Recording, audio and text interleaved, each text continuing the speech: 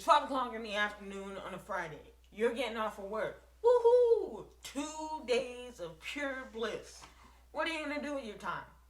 You're supposed to clean up your bedroom because it looks a fucking mess. But you only got 2 days. You're tired. You don't want to do any more work. You just did 40 hours of work. No. What you're going to do, you're going to go home. You're going to get your favorite snacks out the pantry. You're going to plump on the couch. And you're going to grab the remote. But what are you going to watch?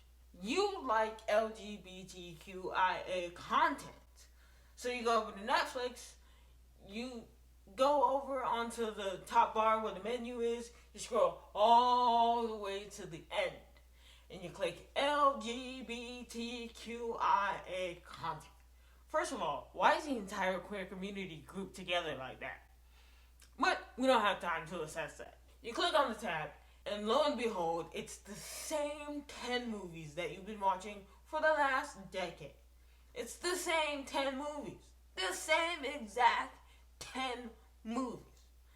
And in these movies, they're not even queer movies. Like, there's one random movie where someone says gay once in the entire movie. The whole plot of the movie is about 2 cishet people. But someone says gay one time in the whole movie, and now the streaming service has lumped it in with all the rest of the so-so queer content. So what are you going to do?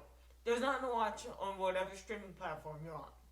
So you sigh, you hit the remote, you turn the TV off, and then you get up, you go to your computer. Now you're on YouTube. We're getting there. We're getting a little bit better. You go into YouTube and you type in queer movies.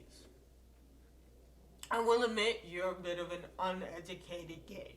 Boo. No, I'm just kidding. You type in the magic words that you need, and now you're met with a little bit better of a selection of movies. But the sad news is, just like Netflix, most of these movies have been made ages and ages and ages ago. And why is that? It's not because the creators don't want to make those movies. It's not because no one's having new ideas about quality queer content that they want to make. It's because YouTube isn't promoting their movies when they do make them, and they don't have the money or the time because they have a day job and other obligations that prevent them from being able to make the content that we all deserve. So what are you going to do now? There's nothing to watch on the streaming platforms, and yet you could watch the incredible short films that you've seen again, but you want something new, you want something refreshing. Well, I got a little bit of a split for you. I got some good news, I got some bad news. The bad news is, you're not going to be watching anything. But the good news is, if you want to experience stories by queer people, for queer people, with queer people and our experiences being the focus of the stories, then come on over to the Royal Blue Network. The Royal Blue Network is an LGBTQIA site with one purpose and one purpose only: to show people that there is value in telling our stories. There is value in telling stories that center queer people, that center lesbians, that center gay men, that center trans and non-binary folks. There's value in telling those stories, because the more stories that we tell, the better and better those stories will become, because now there's competition. The Royal Blue Network seeks to put queer content and the queer community at the forefront, to create content by the community, for the community, and make Hollywood realize that there is value in telling queer stories.